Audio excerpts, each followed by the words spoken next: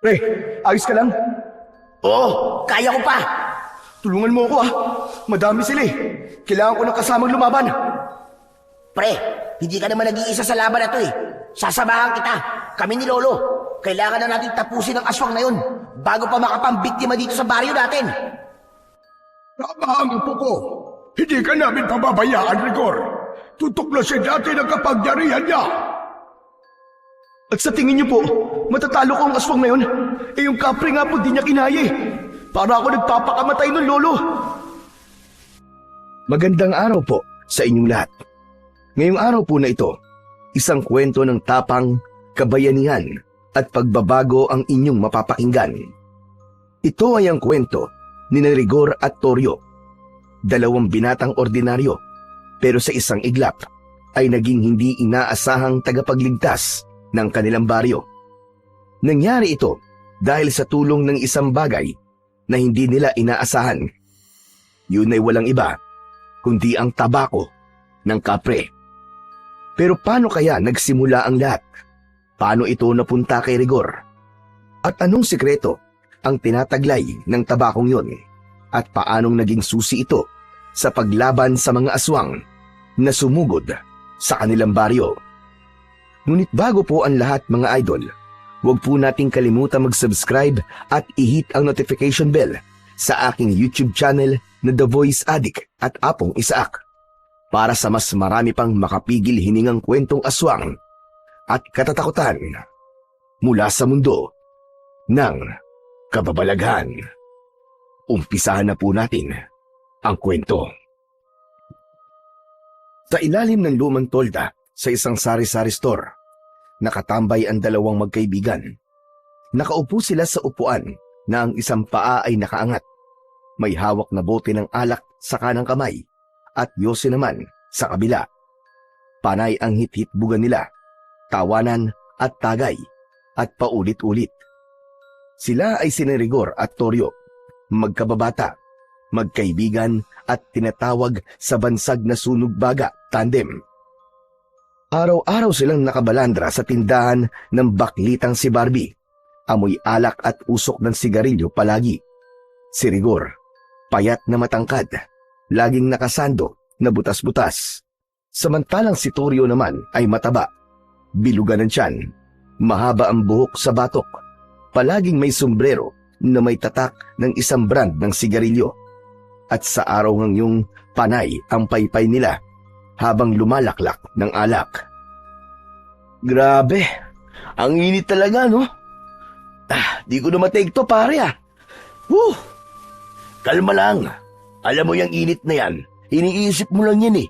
Huwag mong isipin para hindi mainit. Sus, paano di ko iisipin? Tignan mo, tagaktak na ang pawis sa noo ko.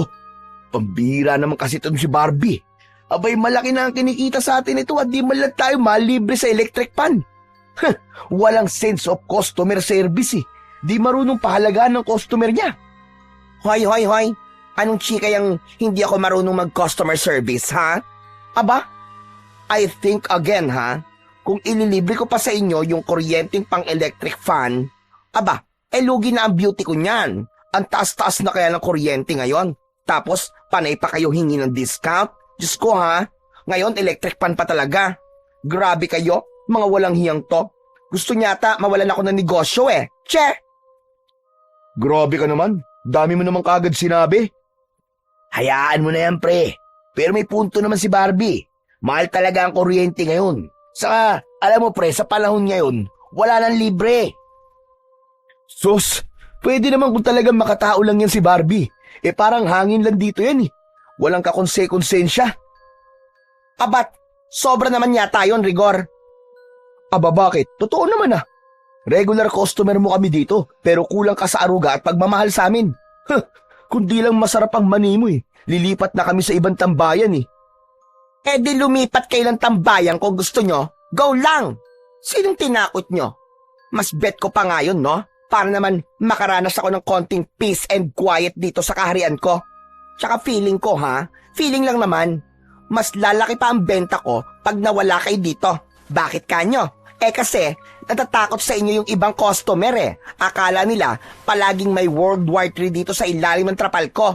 So yes, besh, please lang no, bigyan nyo naman ako ng break. Tignan mo to. Kontrabida ka talaga dito no? Akala mo, di nakikinabang talaga sa atin Para kang yung bang tipong hindi pa dinadatnan pero menopause na. Kaya walang magkagusto sa'yo Ang sungit-sungit mo kasi. Hoy, excuse me ha, may jowa ko no? Anong wala nagkakagusto? Charotera ka? Sa ganda kong to, tignan mo, fresh na fresh, witty at always on flick. Hoy, may nagmamahal sa akin baka akala mo. May special someone na kung lagi nagpapakilig sa akin. Kayo, wala. As in nga. Puro tagay, puro yosi. Pero jowa, wale. Kaya wag kayong bitter no mga beshi. Aba, sumusobra ka na. Patulang ko na kaya to, pre. Kalma. Si Barbie yan Para namang di ka sanay sa bibig niyan. Hayaan mo na.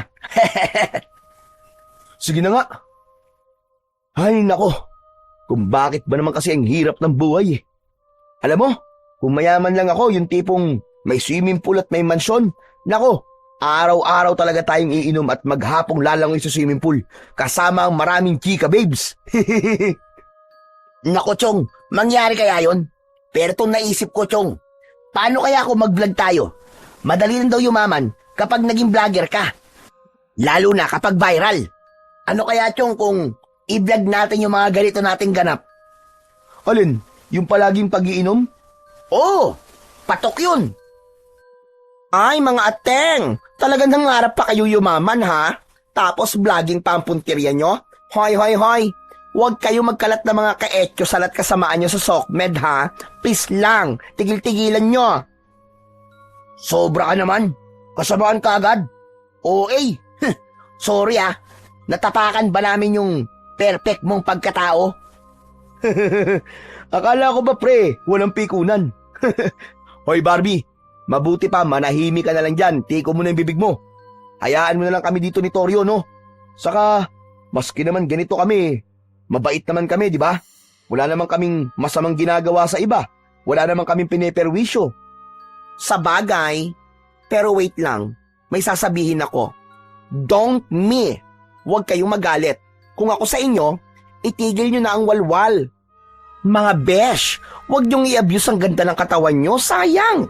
At kesa tambay lang kayo ng tambay dito, go na, hanap-hanap din ng work pag may time no?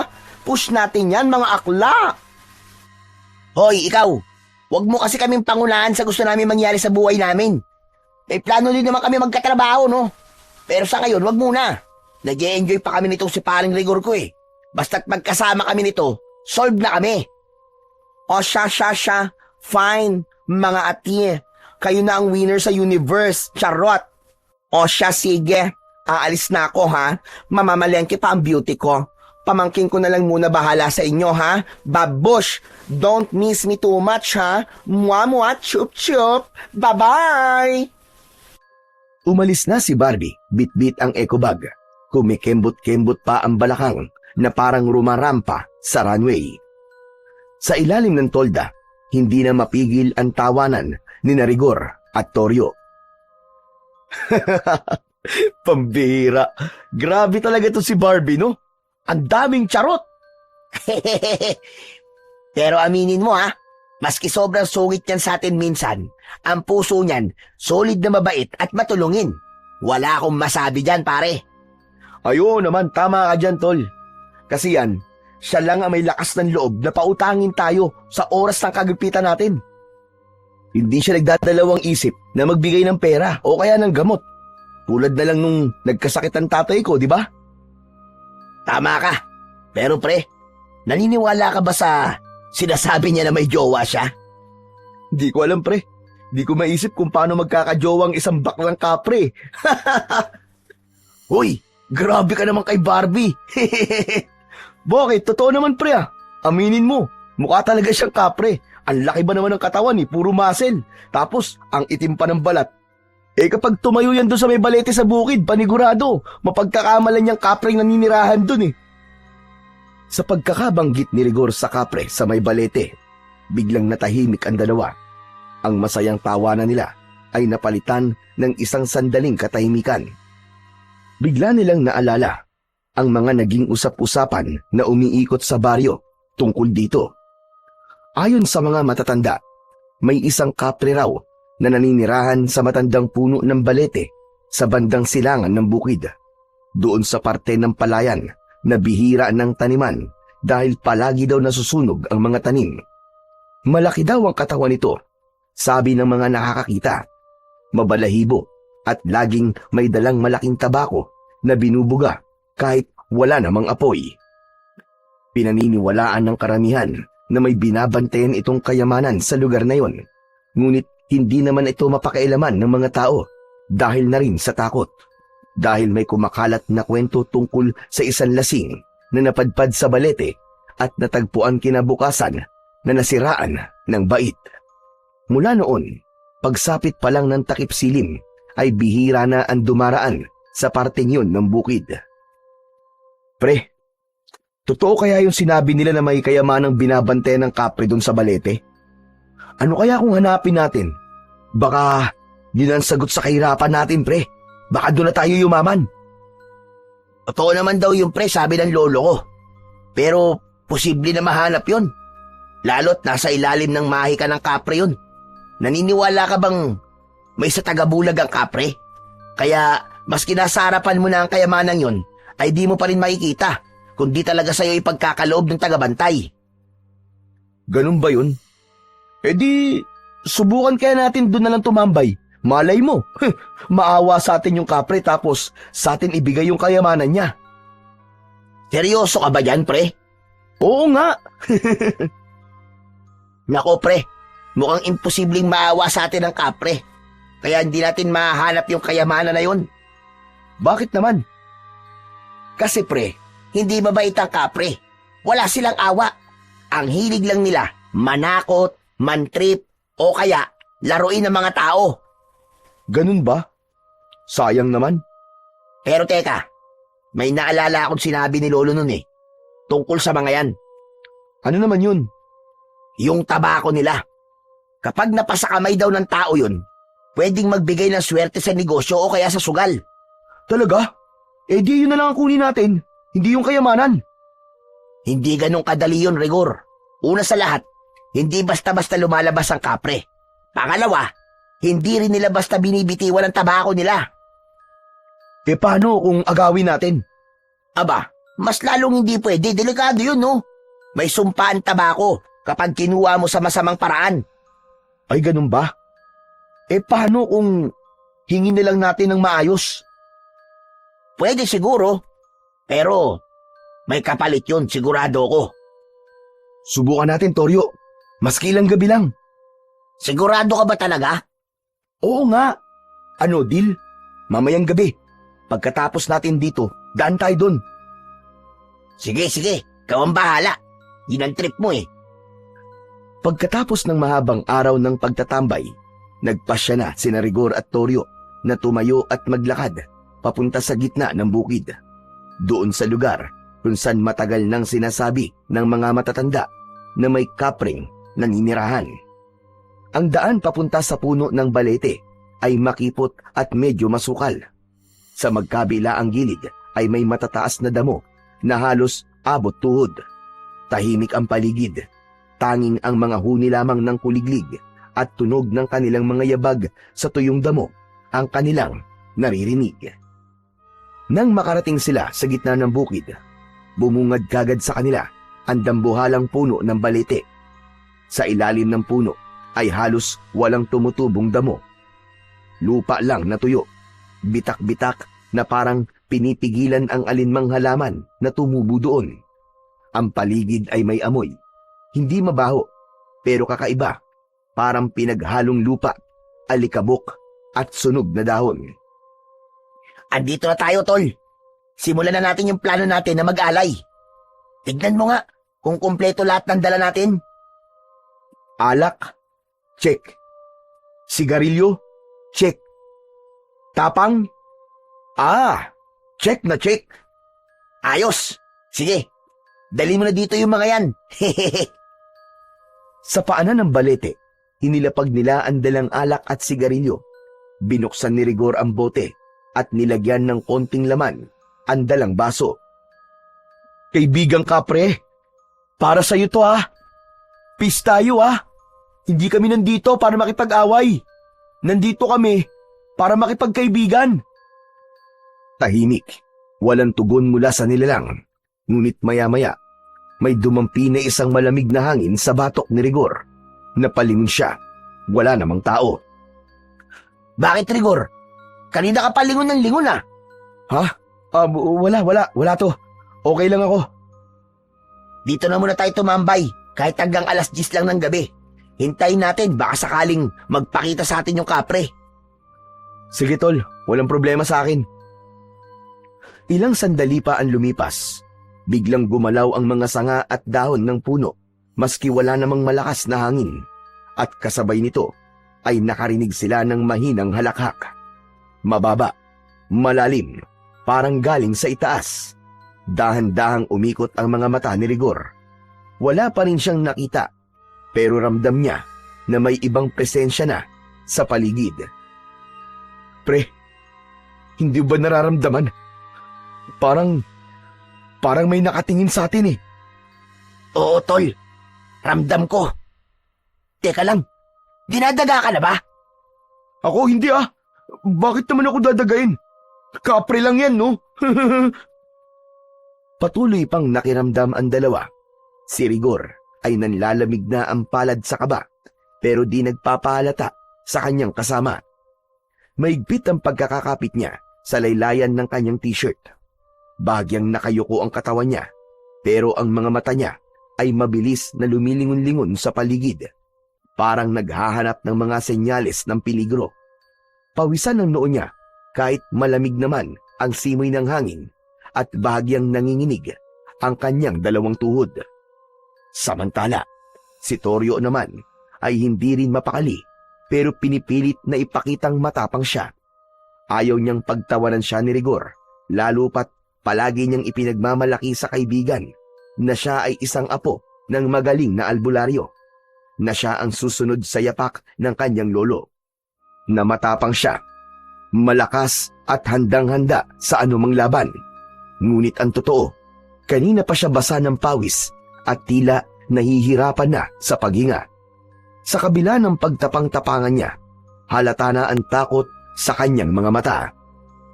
Parehas silang walang imik, pero bigla na lang nakarinig sila ng isang malakas na tunog.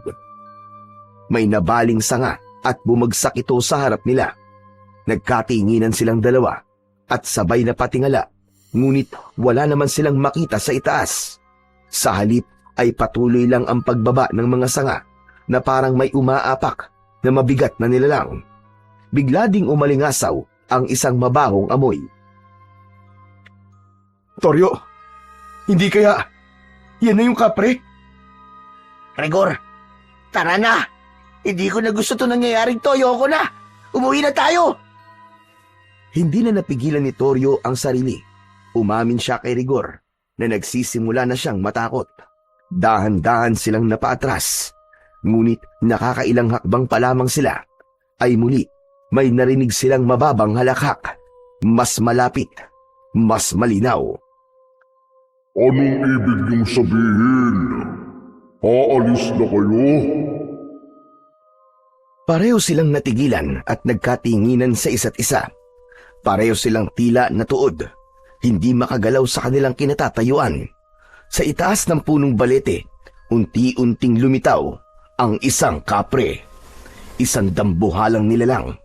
Malaki ang katawan, maitim ang balat, mabalahibo mula ulo hanggang paa. Ang kanyang mga mata ay pulang-pula, nanlilisik at tila umaapoy sa dilim ng gabi. Ang ilong nito ay malaki, malapad ang bibig at may mahahabang ngipin na naninilaw. Matalim, may hawak itong isang malaking tabako na nagbabaga pa at may amoy na masangsang na parang pinagsamang sunog at bulok na dahon. Hindi ito gumagalaw, palipat-lipat ang tingin sa kanilang dalawa. Rigor! Rigor! Takbo na tayo! Ngunit hindi pa rin sila makakilos. Parang may humahad lang sa bawat galaw nila. Narinig nilang tumawa ang kapre. Umalingaw-ngaw ito sa kabukiran. Nagsimula na itong bumaba mula sa puno. Diyos ko! Anong gagawin ko? Anong gagawin ko? Ah! Pinilit na iniatras ni Toryo ang kanyang isang paa. At sa wakas, naihakbang niya ito paatras. Doon na bumalik sa normal ang kanyang pagkilos. Rigor! Takbo na! Takbo! Sa sigaw na yun, doon palang natauhan si Rigor. Humakbang na rin siya palayo sa nilalang. Habang patuloy na tumatakbo sina Rigor at Toryo, narinig nila ang malalaking yabag sa kanilang likuran. Toryo, bilis! Hinahabol tayo ng kapre! Bilis! Alam ko! Huwag mo na sabihin! Ah! Tila walang katapusan takbo ang ginawa ng dalawa. Hindi na nila alintana kung saan sila tumatakbo. Sa pilapil, sa palayan, sa masukal na damuhan, lahat tinatahak nila nang hindi iniintindi ang sakit sa binti, ang hapdi at gasgas sa tuhod, at ang pagod na halos ikamatay nila. Nang sumulyap si Rigor sa likod, nakita niyang nasa isang dipa na lamang ang layo ng kapre sa kanila. Nakayuko ito pero nakaangat ang ulo. Halos sumayad ang kamay sa lupa at ang mga mata nitong pula ay diretso pa rin na nakatitig sa kanila. Isang saglit pa, inabot ng kapre ang isa sa mga sanga sa punong nadaanan nila. Naputol yun at inihagis sa direksyon nila. Tumama ito kay Toryo na agad tumilapon sa putikan. Toryo! Toryo, dali! Tayo! Basang-basa at nabalot ng putik ang katawan ni Toryo. Sa takot na abutan ng kapre, tumayo kagad ito. Pilit na di ininda ang kirot na nararamdaman sa kanyang kaliwang braso. Nagsimulang umambon, dumulas ang daan, ngunit hindi pa rin sila tumigil. Sa likod nila, naririnig pa rin nila ang mga yabag at halakhak. Hindi pa rin ito tumitigil. Nagpatuloy sila hanggang sa napansin na nila ang liwanag mula sa poste ng kalsada. Pagkalabas nila sa madilim na bahagi ng bukid, saka lang sila huminto. Hingal na hingal, lupaypay, at tila babagsak na anumang oras. Habang kapwa hingal, pinilit ni Rigor na lingunin ang dinaanan nila. Dahan-dahan siyang tumalikod habang nakatayo pa rin sa ilalim ng ilaw ng poste. Kinusot niya ang kanyang mga mata. Wala na ron ang kapre na humahabol sa kanila. Tahimik na ang paligid, maliban sa tunog ng patak ng ulan. Wala na yung kapre, Toryo. Napatingin si Toryo, basang-basa, nanginginig pa rin. Napaupo siya ng dahan-dahan sa gilid ng kalsada. Diyos ko! Mabuti naman! Anak ng putya, oh! Akala ko talaga madadali na tayo ng kapre na yun eh.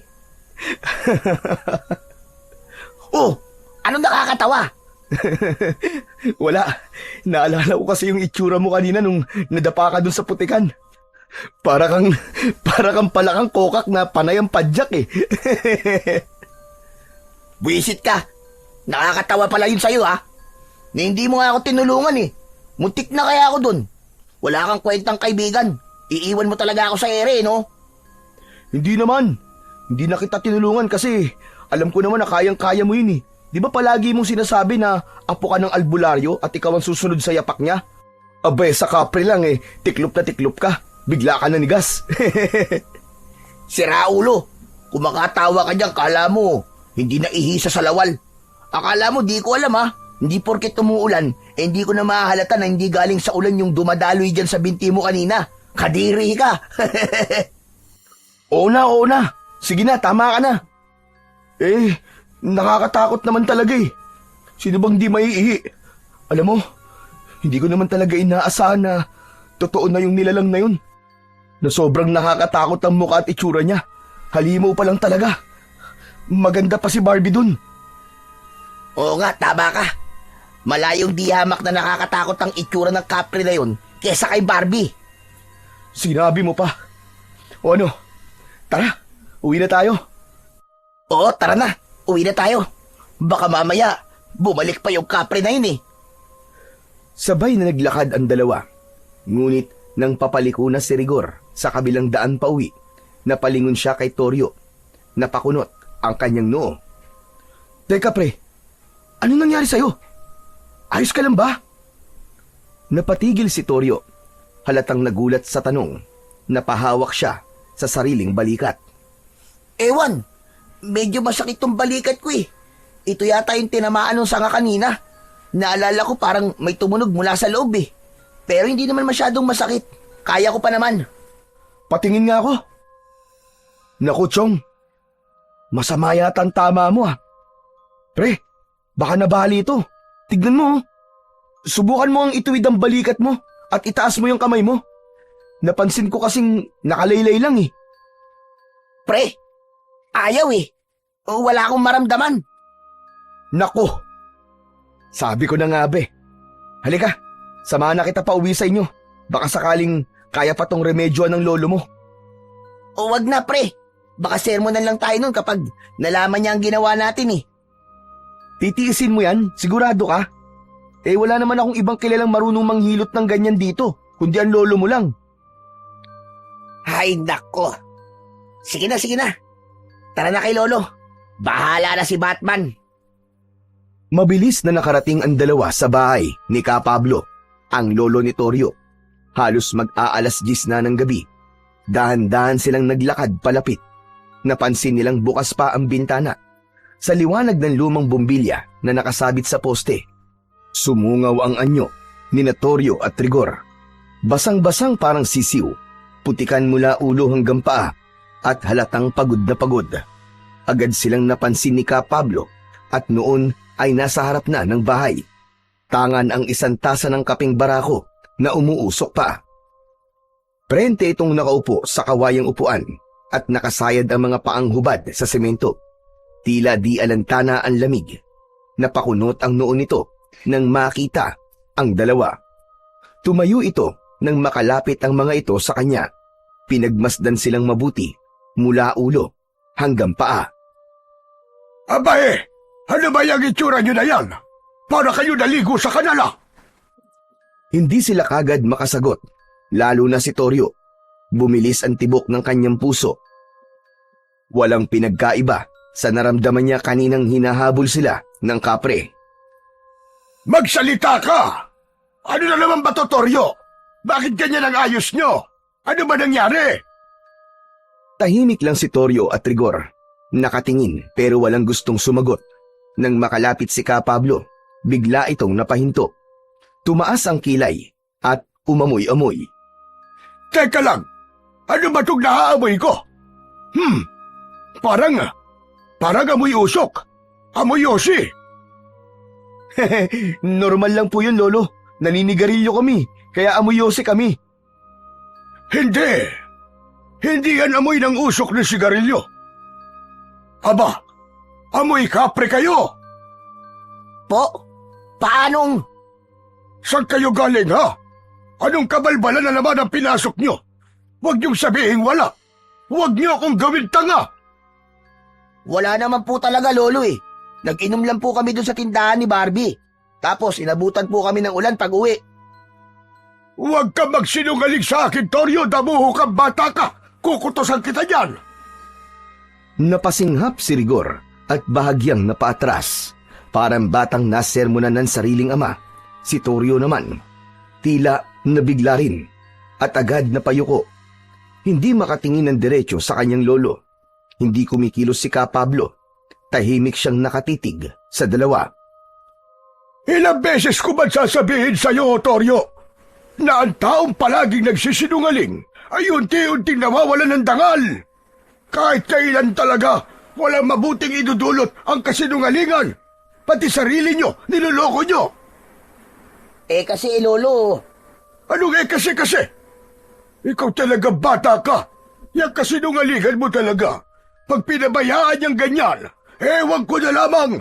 Baka kapag tumagal pa, hindi mo na alam kumilala ng tama at mali. Hindi pa rin nagsasalita ang dalawa. Bumuntong hininga si Ka Pablo, saka palang lumambot ang muka. O sige, sabihin niyo na sa akin ang totoo. Ano ba talaga nangyari? Galing kayo sa bukid, ano? Anong ginawa niyo doon? Ano po, Lolo eh. Naku po, Lo. Hindi niyo lang po alam kung anong pinagdaanan namin kanina. Akalain niyo po yun. Totoo pala talaga ang kapre. At totoo palang nakatira talaga yun dun sa puno ng balete. Maniwala kayo, Lo. Nagpakita siya sa amin. Hinabol pa nga kami. Kaya po kami nagkaganito. Biglang nabitiwan ng matanda ang tasa at natapon ng kape sa sahig. Matapos ay mariing tumitig sa dalawa. Mga gunggong! Mga ulo niyo puro yabang, pero wala namang laman! Sinabi ko na sa iyo, Toryo, huwag kang basta-basta lumalapit sa lugar na yon! Ano po kasi, Lo eh. Gusto lang po naming... Anong gusto? Anong gusto niyo, ha? Hindi niyo ba alam na lahat ng hahangarin niyo na pagmamayari ng kapre ay may kabayaran? Pabihira kayong dalawa! Ano bang pumasok niyan sa kokote niyo? Lo, tama na po. Huwag niyo na pong pagalitan si Toryo. Ako po ang talaga may kasalanan. Ako po nag-iya sa kanya na pumunta ron para subukan kung totoo bang may kapre nga na nagbabantay ng kayamanan sa lugar na yun. Kayamanan! Aanin niyo kung meron nga. Kukunin niyo. Gagamitin para magyabang, ganun ba? Para magpakasasa sa mga bagay na panandalian lamang. Hindi niyo ba alam na sa ginawa niyo, para kayong humukay ng sarili niyong libingan?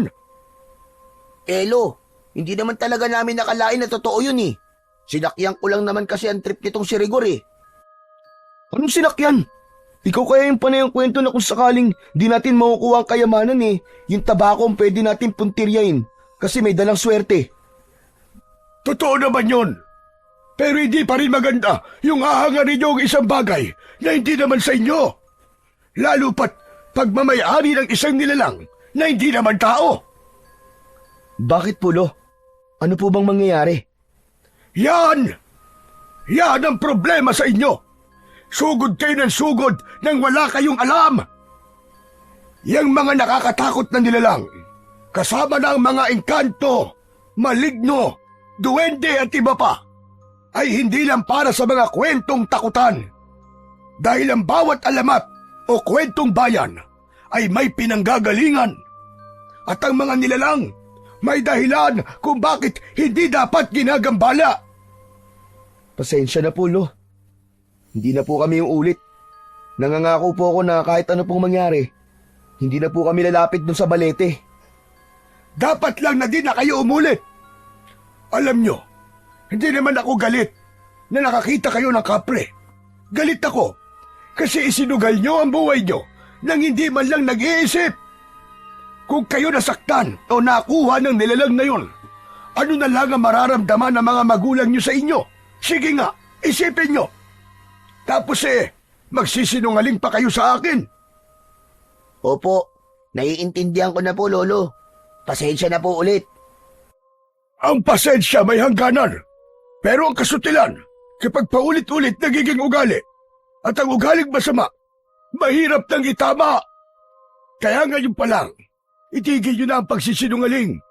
Dahil ang dila kapag nasanay sa kasinungalingan, darating ang panahon na hindi na ito marunong magsabi ng totoo kahit na kailan.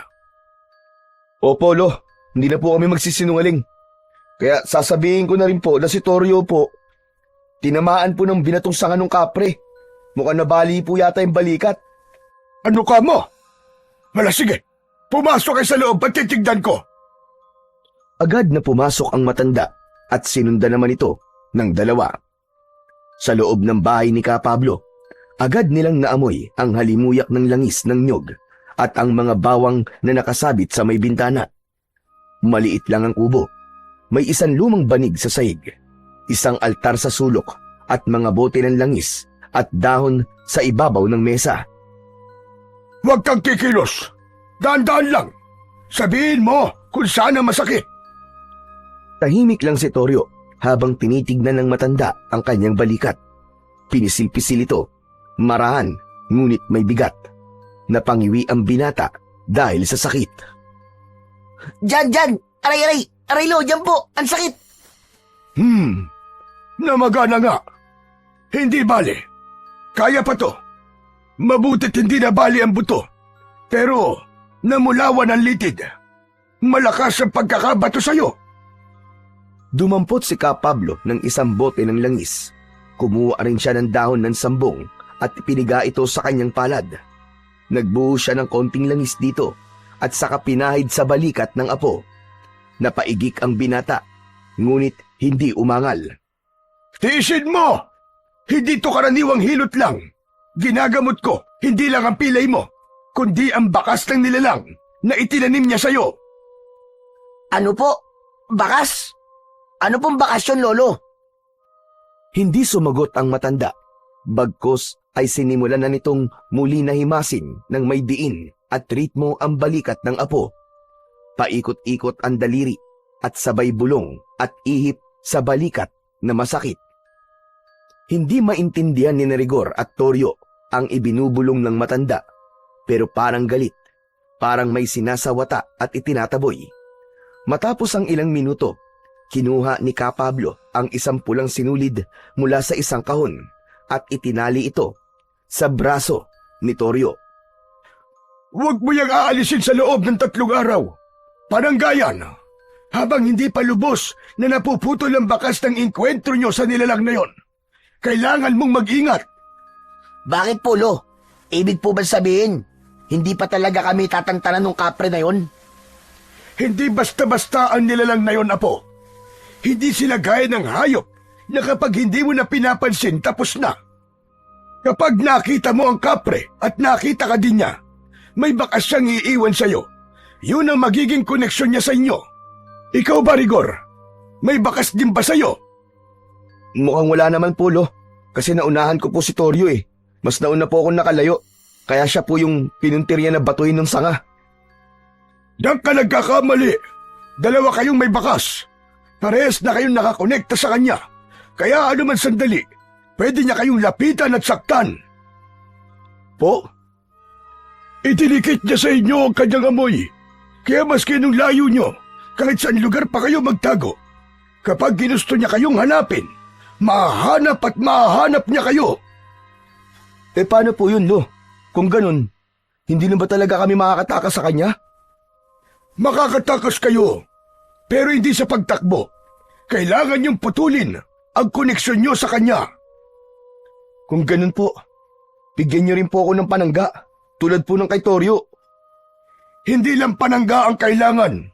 Dahil sa mundo ng nilalang na gaya niya, lahat ng kilos ay may kabayaran. Kung nagambala mo siya, o maski nga napagtawanan mo lamang, para sa kanya, utang na yon na kailangang singilin. Ganun po pala yun? Oh, heto sa'yo. Itali mo yan sa pulsuan mo at huwag mong aalisin hanggang ako magsabi na pwede na. Kaso pansamantala lang ito. Posibleng hindi pa rin kayo tantanan nun. Ano po ang pwede namin gawin para maputol po ang pagsunod niya sa amin? Paano namin mapuputol po ang bakas? Bukas, sabay kayong pupunta sa balete. Humingi kayo ng tawad. Magdala kayo ng suol tulad ng ilang piraso ng tabako, candy, o kaya yung mga prutas. Ialay niyo yun sa ugat ng puno. Ano, Lo? Lalapit ulit kami sa puno ng balete? Lo, paano kung magpakita po ulit sa amin yung kapre? Hindi yun magpapakita ng basta-basta, lalo na tumaga. Madamot ang kapre, pero kaya niyang kumilala ng pusong marunong umako ng pagkakamali. Sige po, Lo. Gagawin po namin yung bukas. Di ba, Toryo? Oo na. Kumusta na ang pakiramdam mo? Ayos na ba? Opo, mas mabuti na po kaysa kanina. Tignan niyo po, naigagalaw ko na po. Mabuti naman. Ang gagawin na lang natin ngayon ay ang maghintay na maayos ang lahat ng gulong ito. Siya nga pala, Rigor. Malalim na ang gabi. Mabuti pa ay umuwi ka na. Po? Ako po uuwi. Oo, at baka mamaya hinahanap ka na ng mga magulang mo. Dahan-dahang lumapit ang binata sa bukas na pinto. Sumilip siya sa labas. Tahimik ang kalsada. May ilaw sa mga poste, pero may ilang bahagi na madilim at napansin niya rin sa kabilang kalsada ang dalawang maliit na tila bolang apoy na nakalutang sa hangin. Hindi niya maipaliwanag pero bigla siyang nangilabot. Naalala niya ang mapupulang mga mata ng kapre. Ganun na ganun ang tingkad. Mabilis siyang umatras at parang batang takot na nagtago sa likod ng matandang albularyo. Lo, wag na lang po kaya akong umuwi ngayon. Pwede po bang dito na po muna ako matulog? Ano ka mo? Abay bakit naman? May nakita po ako sa labas eh. 2 bolang apoy po. Mapula po, Lo. Ano ka mo? Ibig sabihin nandyan ang kapre. Ibig sabihin, nakabantay siya sa inyo. Ibig sabihin nun, hindi pa siya tapos. Galit talaga siya sa inyo. Lumapit si Ka Pablo sa pinto at isinara yun. Bumulong ito ng dasal bago bumalik sa dalawa. Sige, mabuti pa nga dito ka na matulog. Hindi ligtas ang gabi sa labas ngayon. Toryo, bigyan mo ng bihisin itong kaibigan mo. Opo, Lolo. Matapos magbihis ang dalawa, ay nahiga na sila sa banig. Magkatabi silang dalawa. Samantalang si Ka Pablo ay sa upuang kawayan inihiga ang kanyang katawan. Payapa silang nakatulog ng gabing yun. Ngunit kinabukasan, paggising nila, hindi na makakilos si Toryo. Namimilipit ito sa banig, nanginginig at halos hindi na makapagsalita. Nilalagnat pero malamig ang katawan. Takot na takot si Rigor sa kanyang nakikita. Lo, ano po nangyayari sa kanya? Hindi naman po siya ganyang kagabi ah. Hinawakan ng matanda ang kanyang apo sa pulso. Tapos ay sa noo. Umiling siya at tumitig kay Toryo. Ayaw siyang tigilan ng kapre. Po, hindi ba't nabigyan niyo na po siya ng proteksyon? Ano po nangyari? Oo, binigyan ko siya ng panangga. Pero mukhang hindi yun sapat. Mukhang malaki ang galit sa inyo ng kapre. Malakas at mabangis siya. Napaupo si Rigor sa gilid ng banig. Pinagmasdan niya ang kaibigang si Toryo na hindi sila naririnig. Pawis na pawis ito kahit malamig ang paligid. Tapos ang kanyang mga mata ay namumula. Pero Lo, bakit ganun? Ba't siya galit sa amin eh? Wala naman po talaga kaming nakuha eh. Umalis nga kami kaagad nung hinabol kami. Hindi lang bagay ang binibilang ng kapre. Maski yung pangiistorbo sa kanya, yung paglapit ng walang paalam, lahat yun pagnanakaw na sa tingin nila. Anong gagawin natin ngayon, Lo? Kung di sapat ang panangga, paano natin siya ililigtas? Mapapagaling niyo pa po ba siya? May paraan, pero mahirap gawin. Teka lang, diyan ka na muna at may kukunin lang ako. Tumayo ang matanda at kinuha ang lumang kahon ng kanyang mga gamit bilang albularyo. Binuksan niya yon at inilabas ang isang balisong na may ukit, ilang piraso ng itim na kandila at maliit na sisidlan ng asin. Kakailanganin natin makipagayos, pero para makuha natin ang atensyon ng kapre, kailangan may hawak tayong bagay na mula sa kanya. Kung makakakuha tayo ng kahit piraso ng balat ng puno niya o kahit isang hibla ng buhok niya, basta may ugnayan sa kanya. Kung makakakuha tayo ng ganon, pwede nating gamitin yon para mapilit siyang makinig. Ibig sabihin, Lo, kailangan lumapit sa kanya at manguha ng bagay na mahalaga sa kanya? Eksakto! Eh, bakit po ako? Abay, sino pa ba ang aasahan mo? Ako? Siraulo ka. Matanda na ako. Ugod-ugod na. Pero Lo, natatakot po ako eh. Huwag kang matakot. Kailangan mong gawin ito. Dahil pagkatapos niya sa apo ko, sigurado ko na ikaw naman ang isusunod niya. Tahimik na nag-isip si Rigor. Tumingin siya kay Toryo, tapos kay Ka Pablo. Hindi niya gusto ang ideya, pero alam niyang wala na silang ibang pagpipilian. Sige po, kung kinakailangan gawin, gagawin ko po. Kahit delikado. Basta gumaling lang po si Toryo. Salamat! Salamat sa pagmamalasakit mo sa apo ko. O heto, kunin mo. Maaari mong gamitin yan kapag nagkaroon ng aberya sa paglapit mo sa kapre. Ano po ito, Lo? Ito ang tinatawag naming balisong na dungaw. Iniabot ni Ka Pablo ang balisong kay Rigor. Maingat itong kinuha ng binata at habang hawak-hawak ay hindi niya napigilang pagmasdan ang kakaibang anyo nito. Balisong na dungaw? Ano naman pong klaseng salita yun? Ang ibig sabihin ng dungaw ay iyak o panaghoy sa patay. Ito ang ipinangalan sa balisong na to dahil sa madugo nitong kasaysayan. Talaga po? Ang astig naman.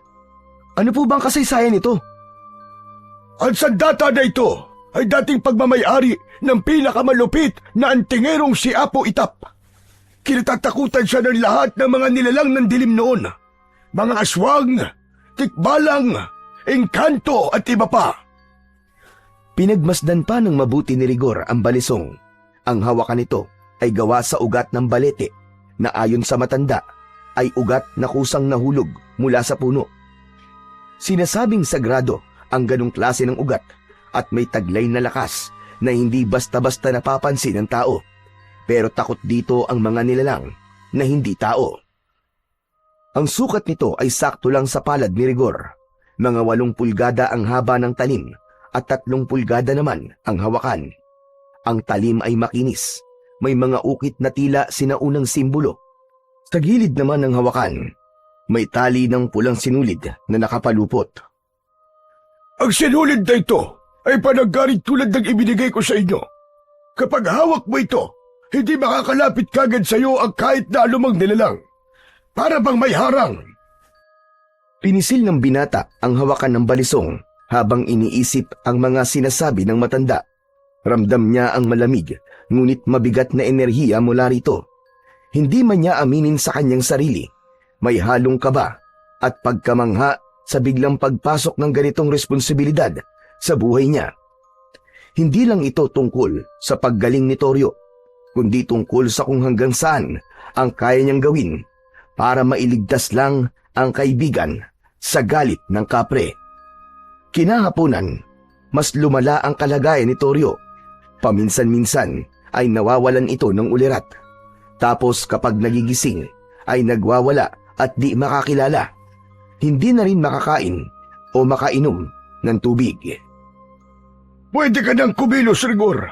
Tulungan mo ang apo ko na malampasan ang pagsubok na ito. Opo, gagawin ko po ang lahat, Lolo. Pilitin mo talaga makakuha ng anumang bagay sa kanya. Yun lang, Rigor. Yun lang ang pwede makapagligtas sa buhay ng apo ko. Dahil yung kapre, hindi natin pwedeng labanan ng harapan. Hanggat maaari, kailangan nating daanin sa usap, sa diplomasya, sa kasunduan. Dahil ayoko ng madugon labanan sa totoo lang. Pero dahil ayaw niyang makipag-ugnayan sa atin, kapag may nakuha kang gamit niya na mahalaga sa kanya, doon natin siya pwedeng i-pressure. Mapipilitan siya makipag-ugnayan sa atin. Ipapaalam natin na hindi natin isasauli ang bagay na yon hanggat hindi niya pinapatawad si Toryo. Kapalit ng bagay na yon, buhay ng kaibigan mo. Parang blackmail po, ganun po ba, Lolo? Oo, parang ganun na nga. Wala tayong ibang paraan. Tumango si Rigor. Dahan-dahan itong naglakad palapit kay Toryo. Toryo, aalis na ako ha. Huwag kang bibitiw ha. Hintayin mo ko. Matapos magpaalam kay Toryo, ay lumabas na siya ng bahay. Mabigat ang kanyang hakbang. Pagbukas niya ng pinto, sinalubong siya ng malamig at basang hangin. Madilim ang langit. Kulay itim ang mga ulap. Pakiramdam niya anumang oras, muling babagsak ang ulan. Wala siyang dalang payong, pero hindi niya na ito inintindi. Ang mahalaga lang sa kanya ay ang makalakad, makalayo, at makarating kung saan man siya dapat pumunta. Bitbit niya ang tela na bumabalot sa balisong ni Apo Itap. Ang huling pag-asang maipagtanggol ang kaibigan laban sa kung anumang nilalang ang pumipinsala rito. Nagpatuloy siya sa paglalakad hanggang sa napadaan siya sa bahay ni Barbie. Rigor? Napalingon siya. Nasa pintuan si Barbie. Kinakawayan siyang lumapit. Aba, himala. Nag-iisa ka yata ngayon. Nasa si Toryo. Himala, hindi kayo nag-inuman ngayong araw ah. Nagtampo ata kayo sa akin kahapon. Ano ba yan? Barbie, may sakit si Toryo eh. Nilalagnat siya ng malala. Ha? Aba, bigla naman yata yan. Okay pa naman siya kahapon ah. Kaya nga eh. Saan ka ba pupunta niyan? Hindi naman yan ang daan pa uwi sa inyo ah. Wala. Diyan lang. Sige, mauna na ako ah. Rigor, teka lang. May narinig kasi ako na nagkikwentuhan kanina dito sa tindahan. Ang sabi, may kabarangay daw tayo na nakakita kagabi na may gumagalang aswang dito sa baryo. Nako, mabuti pa umuwi ka na. Huwag ka na magpaabot ng gabi sa daan. Ano ka mo? Aswang? Oo, sabi ni Aling Kunching. Kilala mo naman na matandang yon, di ba? Kapag siyang nagkalat ng balita, totoo talaga. Sino daw yung nakakita? Siya ba mismo? Hindi raw siya. Yung anak niya raw, si Lenlen. Nakita daw niya kagabi, bandang 10:00, may dumaan daw sa tapat nila. Tao raw, gumagapang. Gumagapang? Oo, yung bang parang hinihila yung isang paa habang nakadapa sa lupa. Hindi daw niya nakita yung muka eh. Akala daw ni Lenlen, lasing lang o kaya adik. Pero sinundan daw niya. Aba, Rigor, nako, maninindig ang balahibo mo sa kwento niya. Ano raw? Yung tao, huminto daw sa gitna ng kalsada. Lumingon daw sa kanya at tinignan siya ng diretso tapos biglang nagbago daw ng anyo. Paano na bago? Ano ba, Barbie? Bilisan mo naman magkwento para ka namang teleserye. Laging itutuloy, ano ba yan? Eto na nga, chill ka lang. Ito na, ipapasto ko na ang chika. Yun nga daw, yung tao, bigla raw lumaki ang katawan, humaba ang kuko, at naging dambuhalang aso. Diyos ko po, hindi ordinaryong aso ha, malaki raw na parang kalabaw, pero yung mata, matatalim at parang nag-aapoy. O diba? Tapos, tumakbo raw palayo sa direksyon ng norte, doon sa may gulod. Baka raw nagpunta doon sa abandonadong bahay sa dulo ng kalsada. Doon sa dating bahay ni Mang Indo? Oo nga daw, doon nga pumunta. Paano naman nila nalaman? Sinundan nila? Aba, ewan ko. Yun lang ang nasplok dito sa tindahan ko eh. Pero hindi naman siguro yung charot-charot lang, no? Sus, gawa-gawa lang nila yun. Nagpapaniwala ka naman. Paano kung hindi? Nako, mabuti pa no, umuwi ka na, Rigor. Baka makasalubong mo pa yon. Huwag ka ng gala sa ganitong oras. Huwag ka mag-alala, Barbie. Di naman siguro ko tatargetin nun. Di siya mabubusog sa akin. Seryoso ko, Rigor, ha? Huwag mo tong gawing biro. Bigla silang natigilan nang may marinig na malakas na alulong mula sa hindi kalayuan. Tumagal ito ng ilang segundo. Napatingin si Barbie kay Rigor. Nanlaki ang mga mata at unti-unting namutla. Narinig mo yon, Rigor? Natigilan si Rigor, napalunok. Saglit siyang napatitig sa direksyon ng pinanggagalingan ng alulong. Walang sabi-sabi, agad na isinara ni Barbie ang kanyang tindahan. Pero si Rigor, pilit na binaliwala ang narinig.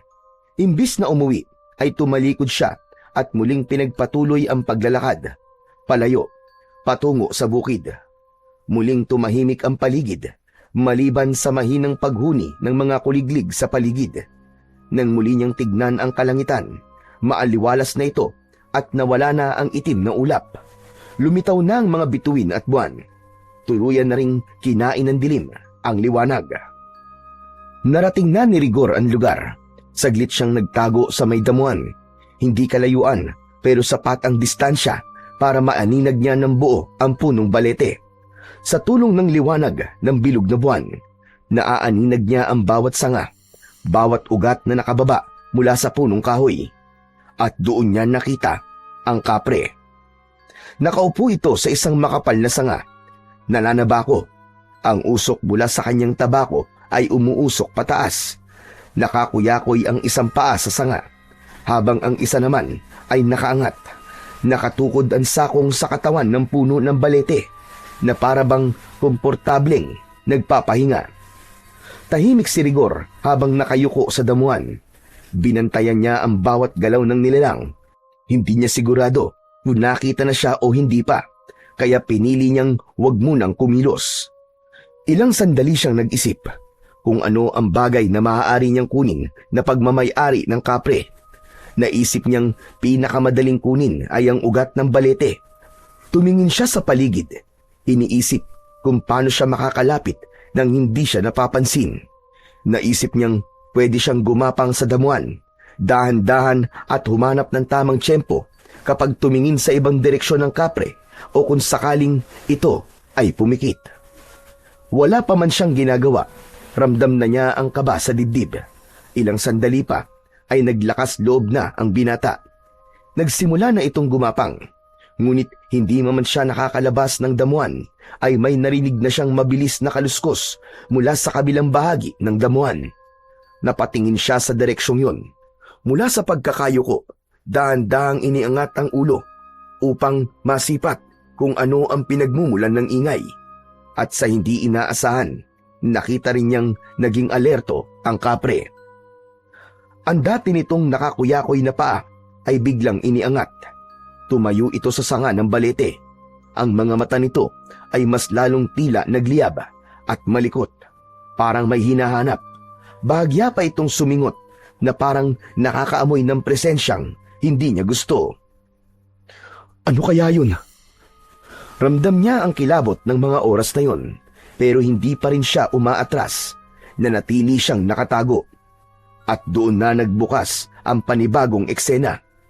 Mula sa makapal na damuhan sa bandang kaliwa, isang nilalang ang biglang lumitaw. May isang dambuhalang itim na biglang nagpakita. Hindi ordinaryo ang anyo nito. Malaki ang katawan nito na halos kasinlaki ng kalabaw. Ang balahibo nito ay makapal.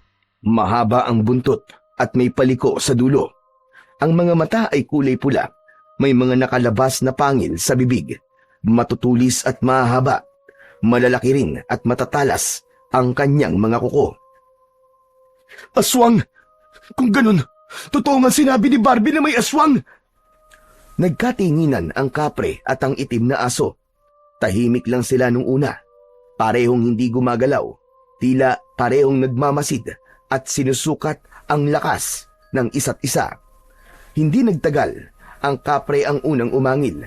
Isang malalim at mababang tinig na parang nanggagaling sa ilalim ng lupa.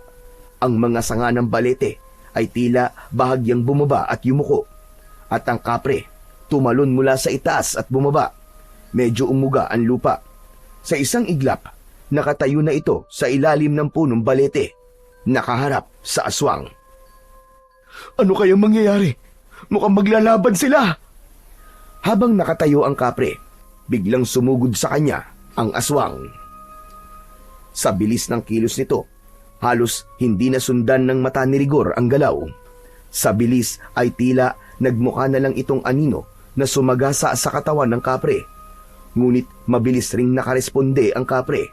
Nasalo niya ng kanyang matitikas na bisig ang unang atake. Napaatras ito ng bahagya, pero agad ding bumawi. Sinuntok nito ang aswang. Napaurong ang aswang, ngunit sa halip na tuluyang umatras, umalulong ito ng pagkalakas-lakas. May mga ibong biglang lumipad mula sa mga punong kahoy. Nagpatuloy ang sagupaan ng dalawa. Tinadyakan ng kapre ang aswang. Tumilapon ito ng ilang metro, ngunit agad ding nakatayo. Tumalon pabalik at sinunggaban ang balikat ng kapre gamit ang malalaking pangil nito. Umingit ang kapre sa sakit. Napaatras ito pero di pa rin sumusuko. Kumuha ng malaking sanga ang kapre mula sa lupa. Mistulang kahoy na baston. Inihampas niya ito ng malakas sa aswang. Pero unti-unting lumalamang ang aswang makalipas ang ilang sandali. Nasugatan kasi ang binti nito at tila nahirapan ang tumayo ng tuwid. Umuungol ito. Nanginginig habang ang aswang naman ay patuloy sa pag-atake. Putya naman oh! Mukhang dehado na ang kapre ah! Nasa damuhan pa rin si Rigor. Pilit na ikinukubli ang katawan. Nagpaikot-ikot ang dalawa. Mukhang nangihina na ang kapre. Unti-unti na itong nauubusan ng lakas. Mabilis na din ang paghinga nito. Kinagat itong muli ng aswang sa braso. Buisit! Alis na kaya ako rito! Baka madamay pa ako sa away nila eh! Aatras na sana siya, pero parang may pumipigil sa kanya. Muli, ang mga mata niya ay nakatuon sa kapre, at sa unang pagkakataon ay nakaramdam siya ng awa para dito. Napahawak siya sa kanyang tagiliran. Naramdaman niya roon ang lalagyan ng balisong. Hindi maaari ito. Tutulungan ko siya. Bahala na. Huminga siya ng malalim saka lumabas mula sa damuhan. Direkta siyang humarap sa aswang. Hoy! Diablong buwang! Sumusobra ka na! Tama na yan! Napalingon ng aswang. Nagkatinginan sila ni Rigor. Tila hindi inaasahan ng nilalang ang biglang pagsulpot ng tao. Kaya't tumigil ito sa galaw. Nanatili lang itong nakatayo. Ngunit nang inilabas ni Rigor ang kanyang balisong, bigla itong napaatras. Ang nakataas na buntot nito ay biglang bumaba. Parang asong nabahag ang buntot. Napasigaw si Rigor. Inihanda niya ang kanyang sarili. Sige na! Halika na rito! Tayo ang maglaban! Ngunit hindi na lumapit ang aswang. Sa halip, tumakbo ito palayo. Mabilis na nagtago sa dilim hanggang sa tuluyan na itong nawala. Hindi man lang lumingon. Oh! Ano nangyari doon? Natakot ba siya sa akin? Nagtaka ang binata. Maya-maya, ibinalik niya ang balisong sa kanyang taguan at nilingon ang kapre. Nakahandusay ito at nangihina. Nilapitan ito ni Rigor. Uy! Kapre! Buhay ka pa ba? Bahagyang tumingin ng kapre sa kanya. Nangungusap ang mga mata nito. Sa kabila ng malahalimaw nitong anyo, ay may nakita siyang mumunting butil ng luha sa mga mata nito. Teka, umiiyak ka ba? Salamat. Salamat, binata. Salamat sa pagliligtas mo sa akin. Kundi dahil sa'yo, baka wala na ako. Ayos lang yun. Ano bang pwede kong gawin para makatulong sa'yo? Tulungan mo akong makalapit sa mismong puno para makabalik ako sa aming kaharian. Hindi na nagtanong pa si Rigor. Dahan-dahan niyang itinulak ang katawan ng kapre papalapit sa balete. Mabigat ito, pero pinilit niyang gamitin ang buong lakas para maidikit maski man lang ang kamay nito sa puno. Nang dumampi ang palad ng kapre sa katawan ng balete, parang may munting liwanag na sumilab sa puno. Napapikit ang kapre. Tila may enerhiyang dumadaloy sa puno patungo sa katawan nito. Nang makabawi ng konting lakas ang kapre, muli nitong idinilat ang kanyang mga mata. Ikaw, tao. Bakit mo yun ginawa? Ang alin? Bakit mo ako iniligtas? Hindi ko nga rin alam eh. Pero kasi nakita ko na nangangailangan ka ng tulong, kaya tinulungan na kita. Maski di ko alam kung kakayanin ko ba talagang harapin yung aswang na yun o hindi. Napangiti ang kapre sa kanyang sinabi, kahit may bahagyan dugo pa sa labi. Hindi ko akalain na may mabuti ka palang puso. Ha? Ako? Hindi naman masyado. Maraming salamat ulit, binata. Babalik ako. Ipagpapatuloy natin ang hindi natapos na usapan natin na to. Paalam. At sa isang kisap mata, naramdaman niya ang malamig na hangin na dumampi sa kanyang pisngi, kasabay ng pagkawala ng kapre. Uy, teka, sandali lang! Bumalik ka dito! May kailangan pala tayong pag-usapan! Yung kaibigan ko! Pagalagin mo na, nakikiusap ako! Ngunit wala na ang kapre. Wala nang sumagot sa kanya. Unti-unti, napaupo siya at nakaramdam ng panghihinayang. Napayuko si Rigor. Maigpit siyang humawak sa katawan ng puno. Parang umaasa pa rin na baka sakaling magbalik ang kapre. Naramdaman niya ang gaspang ng balat ng balete, pero wala na talaga. Umupo siya sa paanan ng puno. Hindi niya na napigilan ang pag-iyak. Isinubsob niya ang kanyang muka sa kanyang palad. Ang tanga mo, Rigor! Ang tanga mo! Dapat kanina ko pa sinabi. Dapat sinabi ko na kagad na patawarin niya na kami ni Toryo. Napagalingin na niya ang kaibigan ko. Bumuntong hininga siya. Pinikit ang mga mata. Pinilit niyang inalala ang mukha ng kapre. ang huling ngiti nito. Maya-maya pa, napausal siya ng dasal. Kaibigang Kapre, kung naririnig mo pa ako, kahit saan ka man naroroon, sana pagbigyan mo ako. Patawarin mo na kami ng kaibigang kong si Toryo sa panggagambala namin sa'yo. Tumayo na siya. Naglakad palayo sa puno. Pero bigla siyang natisod sa isang bagay. Nang tignan niya ito, isang tabako. Ang tabako ng Kapre. Maingat niya tong pinulot. Mabigat ito at may halimuyak na parang amoy sunog na dahon na may itim na alkitran na para bang may insenso. Hindi niya maintindihan ng amoy. Pinagmasdan niya pa itong mabuti. Bagamat may baga at usok sa dulo nito, ay hindi ito nauupos. Ayos to ah! Anliosi! May mini version kaya tong tabako na to?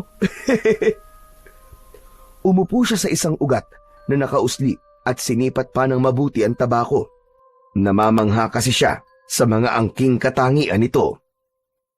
Kung naririnig mo ako, bossing, sana maayos ka kung saan ka man mapunta. At itong tabako mo, ako na muna ang bahala dito.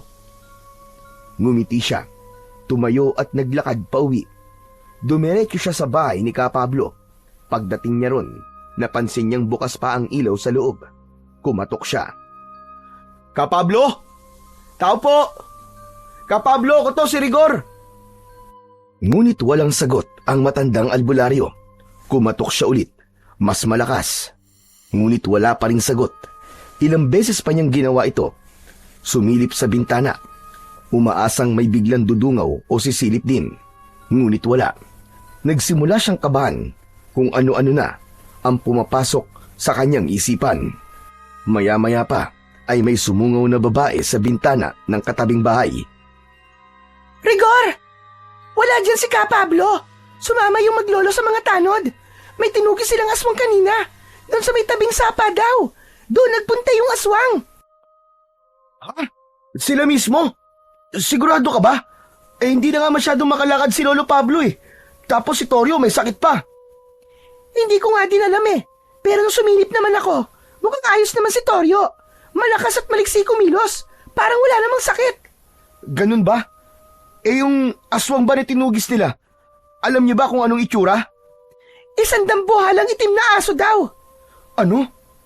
Sige na, isasara ko na tong bintana. Pasensya ka na ha. Kailangan kasi mag-ingat. Ikaw, mabuti pa umuwi ka na. Wala ka pa namang kasama.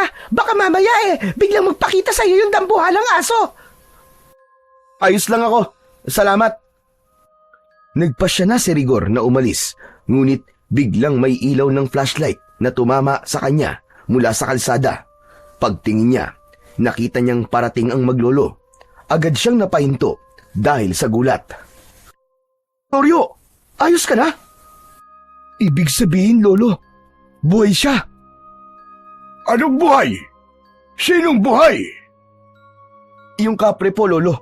Pinakinggan niya po ang dasal ko na sana mapatawad na po niya kami ni Toryo. Inalis na nga po niya ang sumpa. Talaga? Nakausap mo na yung Kapre? Hindi ka ba nagbibiro lang? Paano nangyari yun? Opo, nakausap ko po siya. Ang kaso lang, wala na po siya dun eh. Bumalik na po sa karian nila. Sugatan po. Kasi masama po ang mga tama niya eh. Teka, hindi ko maintindihan. Ano ba nangyari sa lakad mo, iyo? Natuloy ka din bang kumuha ng pagmamayari ng Kapre?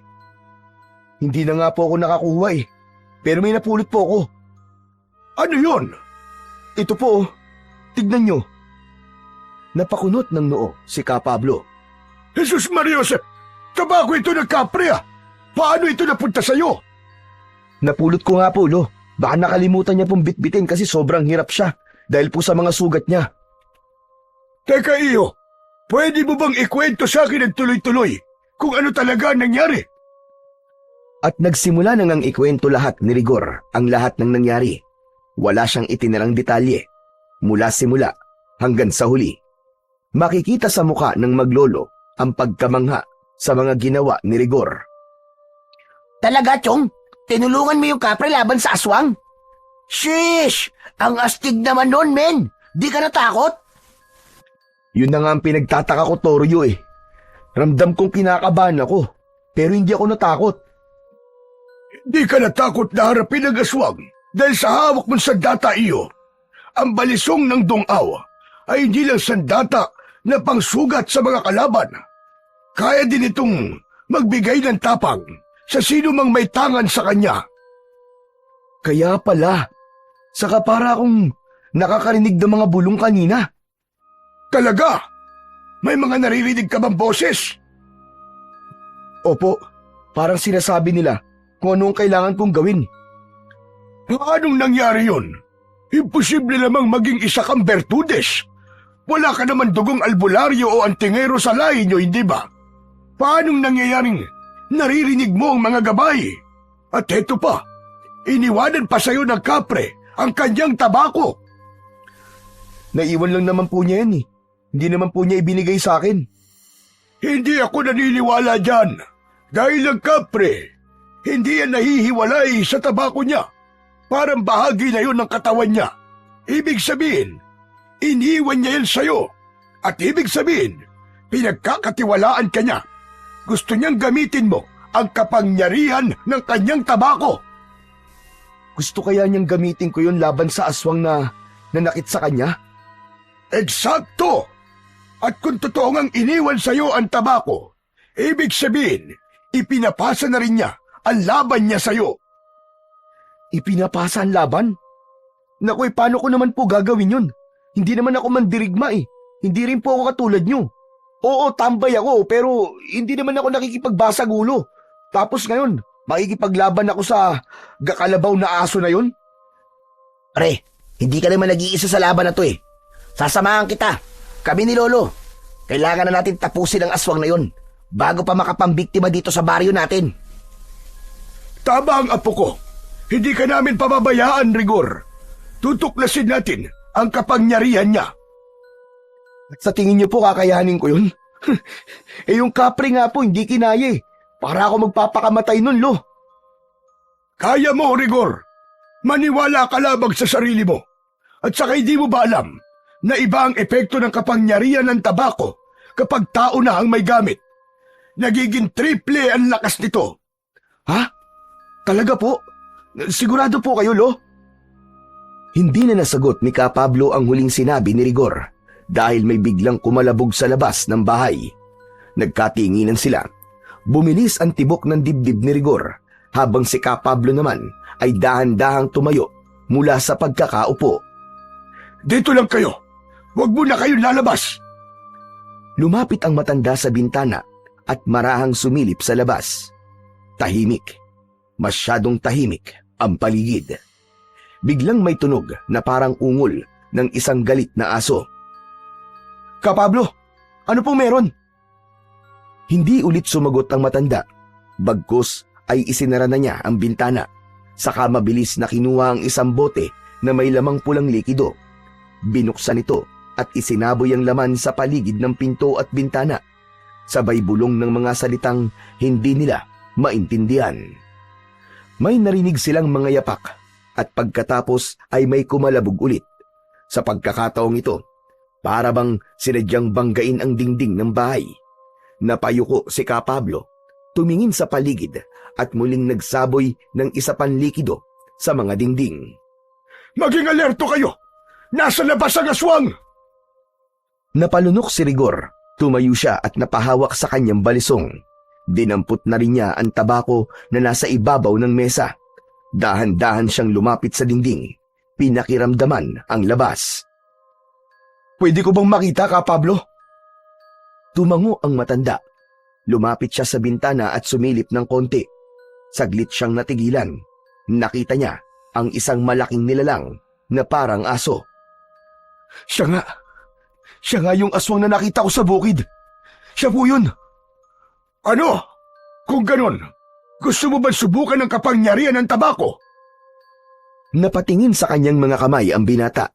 Sa kanan ay hawak niya ang balisong na dungaw at sa kabila naman ay ang tabako ng kapre. Agad niyang napansin na sa mismong oras na yon parang kusang sumiklab ang dulo nito.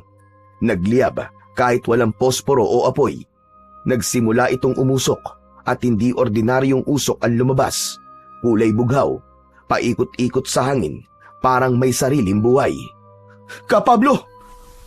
Ito na yon, Rigor. Huwag kang matakot. Hayaan mong gabayan ka ng tabako. Damhin mo ang presensya ng kapre. Hindi ka nag-iisa. Pumikit si Rigor sa kanyang isipan, biglang sumulpot ang imahe ng punong tinayuan nila at doon, sa lilim, nakatayo ang kapre. Sugatan pero nakangiti.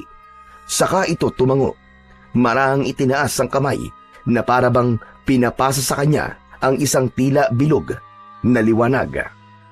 Nang abutin niya ang liwanag sa isip, agad na naramdaman niya ang biglang pag-init ng kanyang dibdib. Hindi masakit, pero mabilis ang kabog nito. Dahan-dahan niyang iminulat ang kanyang mga mata. Naramdaman niya ang malamig na hangin na tumama sa kanyang muka. Ngunit ngayon ay may kakaibang pakiramdam. Ang usok mula sa tabako ay patuloy na umiikot, bumubuo ng isang manipis na bilog sa hangin. Nakuha mo na ang basbas. Ngayon ay pakinggan mo na ang paligid. Ramdam mo na ba? Tahimik si Rigor. Nakiramdam, ang dating katahimikan ng gabi ay napalitan ng mumunting ingay. Mga galaw ng dahon, ang mababang ungol ng nilalang sa labas, ang mga bulong ng mga kapitbahay na natatakot dahil sa presensya ng nilalang sa labas ng kanilang kubo. May mga kaluskos, mabigat at mabagal, pero papalayo. Lo, paalis na po siya. Sige, pakinggan mo. Sundan mo sa isipan mo kung saan siya papunta. Ginawa nga ni Rigor ang sinabi ng matandang albularyo. Muli niyang ipinikit ang kanyang mga mata hanggang sa nakarinig siya ng malalakas na pagsigaw. Tulong! Tulungan niyo ako! Diyos ko, may aswang sa bahay ko! Tina Barbie, doon po siya nagpunta. Toryo, tulungan natin si Barbie. Sige, tara! Agad silang nagtakbuhan palabas ng bahay. Mabilis na nakalayo ang dalawa, samantalang si Kapablo ay sumunod na lamang. Pagdating nila sa tindahan ni Barbie, agad nilang nakita ang mga nagkalat na basag na paso, ang mesa at upuan na nakatumba. Bukas ang pinto ng bahay. Agad na pumasok ang dalawa sa loob. Rigor! Toryo, tulungan niyo ako! Aray, ang sakit! Nakita nila si Barbie sa sulok ng sala nito. Duguan, hawak ang binti, at doon sa binting yun, nakakagat ang isang aso. Karaniwan lang ang laki nito, pero mapula ang mga mata at may matutulis na pangil. Hindi na nagdalawang isip pa si Rigor. Mabilis siyang lumapit, hawak ang balisong, at sa isang iglap, sinaksak niya ito sa tagiliran. Agad na nabitiwan ng asong aswang ang binti ni Barbie. Umalulong ito ng malakas, ilang beses, at pagkatapos ay kumislot ang mga paa nito ng maras, at pagkatapos ay bigla itong tumigil. Patay na ang aswang. Ano? Ganun lang yun? Andali lang ah! Ako, salamat Rigor! Salamat talaga! Akala ko katapusan na ng beauty ko eh! Tinulungan nilang makaupo si Barbie sa sofa. Sakto namang dumating si Kapablo at nakita niya ang nangyari. Tapos na! Opo, Lolo. Isang saksak lang. Patay na agad yung aswang. Mahinang nilalang naman pala yan eh. Aba, mahusay kung ganon. Ngayon ay wala na tayong problema dito sa baryo. Ay teka Barbie, nasugatan ka. Opo, nakagat po ako ng aswang. Sige, gagamutin natin ang mga sugat mo. Huwag kang mag-alala. Lumapit ang matanda, saka lumuhod sa harap ni Barbie. Inilabas din niya sa bulsa ang likidong ginamit din ito, pambasbas sa mga pinto at bintana ng bahay niya. Ano po yan, Kapablo? Mula ito sa pinaghalo-halong halamang gamot. Mabisa ito kontra sa laso ng aswang. Tiisin mo lang. Medyo maapdi ito. Pakikiritin ito ang iyong sugat. Ibinuhos na ng matanda ang langis sa sugat. Napapikit si Barbie at napasinghap. Aray! Aray ko, Diyos ko, ang sakit! Ang init po! Ano po ba talaga yan? Chili oil? Ganyan talaga yan. Tiisin mo lang. Kasi ibig sabihin, umi-epekto na. Sinusunog na nito ang lason sa ugat mo. Meron ka bang gasa dito? O kaya malinis na tela. Itatali natin sa sugat mo. Meron po. Nasa medicine cabinet ko. Toryo, kunin mo sandali. Opo, sige po. Agad na tumayo si Toryo. Tahimik niyang kinuha ang gasa sa kabinet at mabilis na iniabot ito sa kanyang lolo. Maingat na tinanggap ito ng matandang albularyo at dahan-dahang binalutan ang sugat ni Barbie. Nang matapos, tinapik niya ang tuhod ni Barbie. Pagkatapos ng ilang sandali, tila nag-iba ang aura ni Barbie. Hindi na siya namumutla, hindi na rin nanginginig. O ayan, bukas baka mamaga pa yan. Pero huwag kang mag-alala. Hindi naman nakakalat ang lason. Nako, thank you po. Salamat talaga sa inyong lahat. Mabuti na lamang dumating kayo. Walang anuman, Barbie. Hindi ko akalain na sa panahong ganito, kayo pala ang maaasahan ko. Alam nyo na, kayo kasi yung sinasabi ng iba na lasinggero lang, mga sunog baga, tambay, walang silbi. Pero kayo ang tumulong sa akin. Maraming thank you talaga, ha? Hehehe, yun din nga ang akala ko Pero may pakinabang din pala kami, no? Di lang pala kami pang inuman, pang resbakan din. Wala yun, Barbie. Huwag mo nang isipin yun. Lahat naman basta't nangangailangan ng tulong, tutulungan namin. Lalo ka na. Sa totoo lang, ikaw lang din naman yung hindi tumitingin sa amin na parang basura Hindi ka namimili ng customer mo. Ikaw lang yung nakakausap namin na di kami tinatawag na mga walang kwenta. Kaya deserve mo talaga na tulungan. Tama.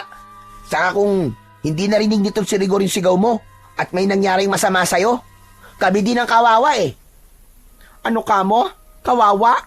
Bakit naman? Kapag namatay ka kasi, wala na kaming matatambayan at mauutangan. Ayan ha, bolahan na tayo ha. Ang mabuti pa, magkape kayo. May mainit na tubig doon sa termos. Magtimpla ka, Toryo. Ipagtimpla mo na rin si Lolo Pablo at si Rigor. Tapos, kumuha ka ng tinapay doon sa tindahan. Naku, wag na, Barbie. Huwag ka na mag-abala pa. Ay, hindi. Huwag yung tanggihan yung pakape ko, ha? Pasasalamat ko yun sa inyo. Sige na, Toryo, please. O siya, sige. Salamat. Ako nang bahala. Tahimik na ang bahay. Abala si Toryo sa kusina. Nagtitimpla ng kape. Sa sala naman, nakaupo si Barbie, Rigor at Ka Pablo. Nang masulyapan ni Rigor ang aswang na nakahandusay sa sahig, ay agad niya itong dinampot at itinapon sa labas ng bahay. Isinarado na niya ang pinto pagkatapos. Kampante na sila. Akala nila'y tapos na ang lahat. Akala nila ligtas na sila. Pero ilang saglit pa, narinig nila ang malakas na yabag sa labas. May mga parang umiikot-ikot sa loob ng bakuran. Maya-maya pa ay narinig na nila ang mga kalmot sa dingding. Parang may matutulis na kuko na humahagod sa kahoy. Mabilis, parang gigil na gigil. Sinundan pa ito ng mga ungol na punong-puno ng galit. Nagkatinginan sila Rigor, Ka Pablo at Barbie. Ano po yun? Mukhang hindi pa tapos. Mukhang may kasama yung aswang na napatay. Mukhang marami sila, ha? Mga 3 o 5. Yun ang nararamdaman ko. Hindi po, Ka Pablo. Nagkakamali kayo. Marami talaga sila. Sobrang dami po nila. Biglang tumindi ang mga kaluskos sa labas ng bahay. Ang mga kuko ng mga nilalang ay kumakaskas sa dingding na parang gustong wasakin. At ang bubong ay tila gustong baklasin. Halos hindi na nila alam kung saan titingin sa puntong yun. Lalo pat sinasabayan nito ng malalakas na alulong ng aso. Napatigil si Rigor. Naramdaman niya ang bagyang pagninig ng kanyang mga kamay dahil sa tensyon. Hindi niya namalayan na nahit-hit niya ang sigarilyo na hawak. Bigla siyang napaatras at napaluhod. Dumilim ang kanyang paningin saglit. Napakapit ang binata. Nang muli siyang dumilat, ang mga mata niya ay naging pulang-pula at nanlilisik. Si Barbie at Ka Pablo ay parehong napatitig sa kanya. Rigor, ano nangyayari sa'yo? Aswang ka na ba? Hindi siya aswang, pero mukhang sumalib sa kanya ang mga katagian ng kapre. Nanatiling tahimik si Rigor, pero dama niya ang lakas na dumadaloy sa katawan niya. Ang paningin niya ay tumatagos sa mga dingding. Nakikita niya ang mga nilalang sa labas na umaaligid sa bahay. Nakita din niya na di lang sila ang sinasalakay ng mga aswang.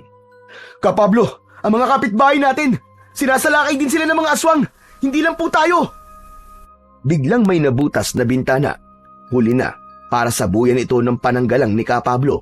Isang aswang ang agad na nakapasok. Agad silang naging alerto. Itinaas ni Rigor ang kamay, handang makipaglaban. Tumalon ang aswang papalapit kay Rigor. Handa siya nitong salakayin, ngunit naging mabilis ang kilos niya. Tinadyakan niya ito ng malakas hanggang sa mabangga ito sa pader ng bahay. Hindi na nakabangon pa. Agad niya itong sinundan at sinunggaban. Sinaksak sa dibdib gamit ang balisong. Nangisay ito sa sahig at hindi na muli pang gumalaw. Habang pinupunasan niya ang dugo sa talim, may isa pang aswang ang sumugod papunta kay Toryo. Nasaksak ito ni Toryo pero tumayo ulit ang nilalang at kinagat ang binata sa hita. Aray! Rigor! Lolo Pablo! Tulungan niyo ako! Nang makita ito ni Rigor, ay sinaksak ito ulit sa leeg. Tumilamsik ang itim na dugo at tuluyang bumagsak ang aswang. Grabe yun! Hindi pala sila tinatabla ng simpleng panalaksak lang. Hindi talaga. Pero Toryo, ang sugat mo. Ayos lang po, Kolo. Malayo po to sa bituka. Hindi pwede. Heto, may kaunti pang natira sa langis. Buhusan mo nang mawala ang lason. Inihagis ng matanda ang bote ng langis sa apo. Agad niya naman itong binuhusan. Habang ginagawa yon, isa na namang aswang ang nakapasok at pinuntirya na naman ito si Toryo. Abat teka lang! Huwag naman na ako! Kotang-kota na kayo sa akin ah! Agad na iniharang ni Rigor ang kanyang katawan nang tumalon ng asong aswang palapit kay Toryo. Walang awa niya itong sinalubong ng saksak. At tulad ng mga naunang aswang, humandusay lang ang katawan ng mga ito sa saig ng bahay ni Barbie. Pre, ayos ka lang ba? Oo, kaya ko pa. Tulungan mo ako. Madami sila. Kailangan ko ng kasamang lalaban. Iniabot ni Rigor kay Toryo ang balisong. Tinanggap naman ito ni Toryo. Tumayo at humanda sa laban. Sunod-sunod na pumasok ang mga aswang. Isa-isang tumalon sa bintana. Mabilis ang galaw ng mga ito. Pero mabilis din ang naging reaksyon ng dalawang magkaibigan. Walang sandatang hawak si Rigor, kundi ang sigarilyong nasa kanyang kamay. Ngunit nagagawa niyang pahinain ang mga aswang. Nababawasan ang kanilang enerhiya kapag nasusuntok o nasisipa sila ni Rigor. Habang pinapahina ni Rigor ang mga aswang sa pisikal na atake, si Toryo naman ang pumapatay sa mga ito. Kapag nakita niyang bumagal o nanlupaypay ang isang aswang, agad niya itong nilalapitan at sinusugatan sa leeg o sinasaksak sa puso. Nang matapos nilang patumbahin ang huling aswang, nagtama ang tingin ni Rigor at Toryo. Parehong pagod at hingal na hingal. Hindi pa tapos, pre. Yung mga kapitbahay natin. Kailangan natin silang tulungan. Tumango si Toryo. Lumabas sila ng bahay. Narinig nila ang malalakas na sigawan. May ilang mga kababaryo na rin ang nagtatakbuhan at ang iba nilalapa na ng mga aswang. Nagulat sila sa bilis ng mga pangyayari. Ngunit wala na silang magagawa sa mga patay na, kundi ang bigyan sila ng hustisya. Pinatay nila ang bawat aswang na makasalubong sa labas. Si Rigor, gamit ang kakaibang paningin, ay natukoy kung saan ang pinakamaraming aswang. Dinala niya roon ang kaibigang si Toryo. Naiwan na si Barbie at Kapablo sa isang kwarto sa bahay ni Barbie at doon pansamantalang nagtago. Pinuntahan ng dalawang magkaibigan ang bahay ng isang pamilya na naiipit sa loob ng bahay. Pinaliligiran ng mga aswang ang kanilang tahanan. Mahigit sa 10 ang mga aswang na paulit-ulit na sumusubok sirain ang pinto. Tahimik na sumenya si Rigor kay Toryo na huminto muna. Itinaas niya ang hawak na tabako at itinapat sa kanyang bibig. Isinubo niya ito at humithit. Matagal, tila iniipon ng usok sa kanyang baga. Ilang segundo siyang hindi gumalaw. Pagkatapos ay dahan-dahan na ibinuga ang usok. Ang usok ay parang may sariling buhay. Papunta ito sa direksyon sa harap ng bahay ng pamilya. Pumwesto sa pinto at nagmistulang isang harang. Biglang nagsipag-atrasan ang mga aswang. Para bang may hindi nakikitang pader na pumigil sa kanila. Ang iba sa kanila ay umalulong at ang ilan naman ay tumakbo ng palayo. Tong, anong ginawa mo? Hindi ko rin alam eh. Basta may naririnig lang akong bulong sa isip ko na kailangan kong gawin yun. Kaya ginawa ko kaagad.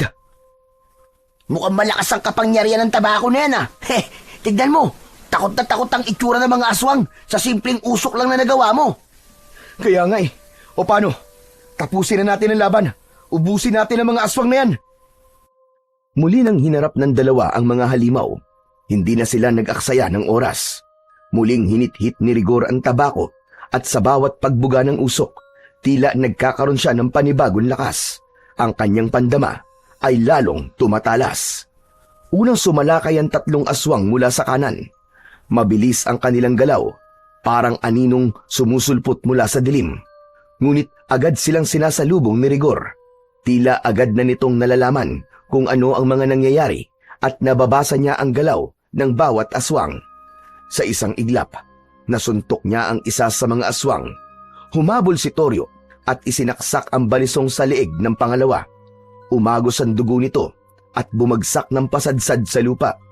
Ang pangatlo ay sinalubong din ni Rigor at sinipa doon pa lang sa ere. Napasigaw ito sa hapdi at tuluyang bumagsak sa lupa. Isang huling saksak mula kay Toryo ang tumapos sa buhay nito. Pagod na ako. Kailangan na natin tapusin ang laban na to. Muling humithit si Rigor ng tabako at humigop ng mas malalim. Nang ibuga niya ang usok, diretso itong pumulupot sa mga aswang. Ang iba naman ay nagsimulang magsuka, nalason sa usok. Habang lumalalim ang gabi, lalong lumalakas ang loob ni Rigor at Toryo. Duguan na ang kanilang mga damit at may ilang sugat na rin sa kanilang mga kamay. Pero hindi sila tumigil.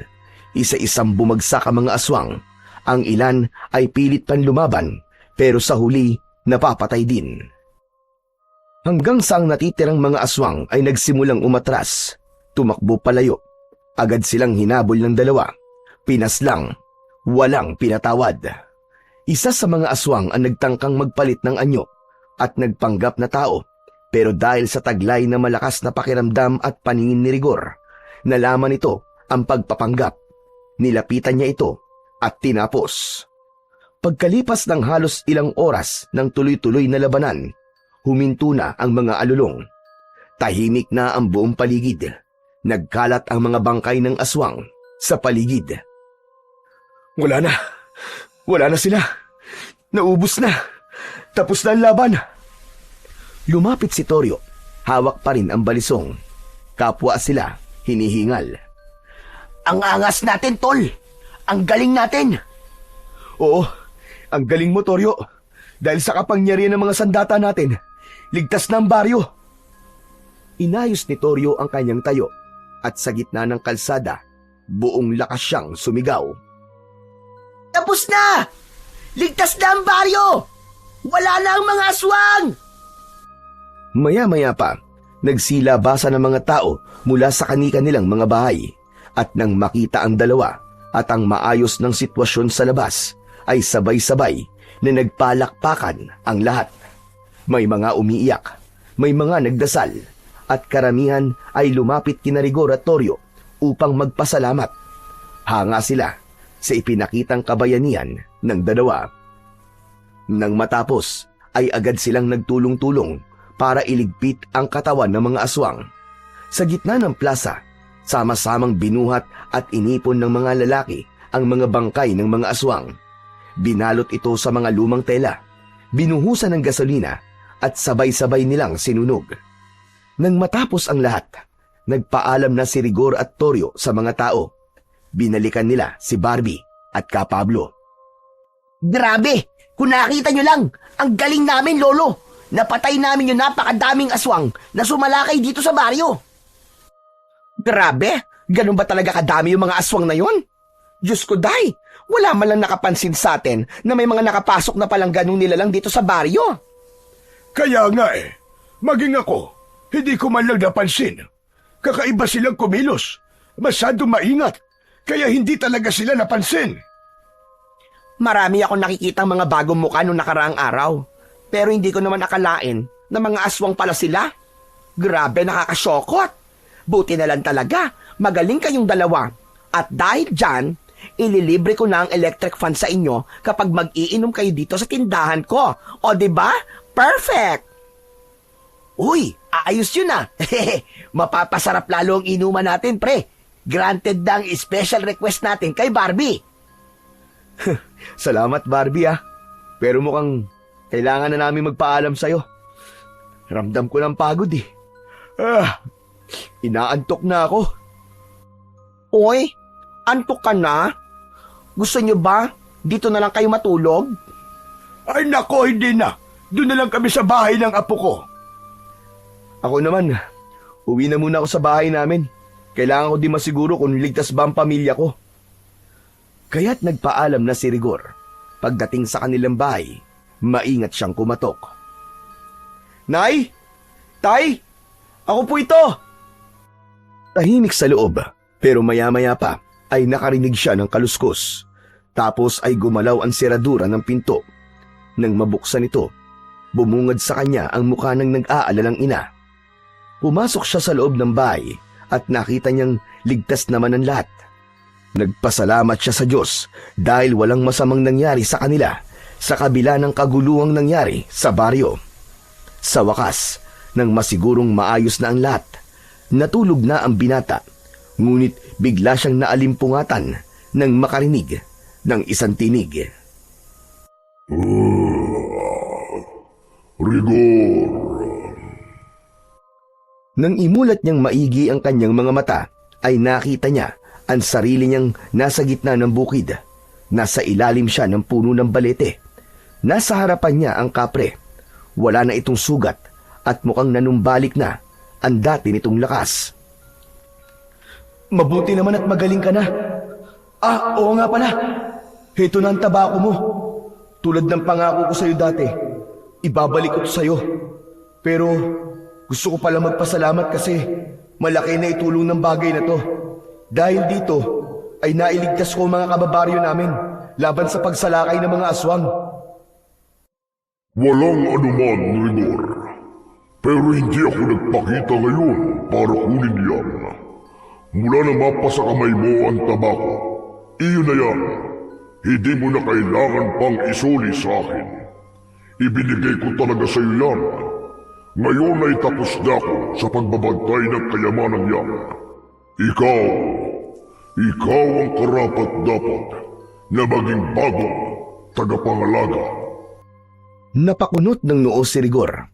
Inabot niya pa rin ang tabako, ngunit itinulak ng kapre ang kamay niya pabalik. Ibig mo sabihin, akin na talaga to?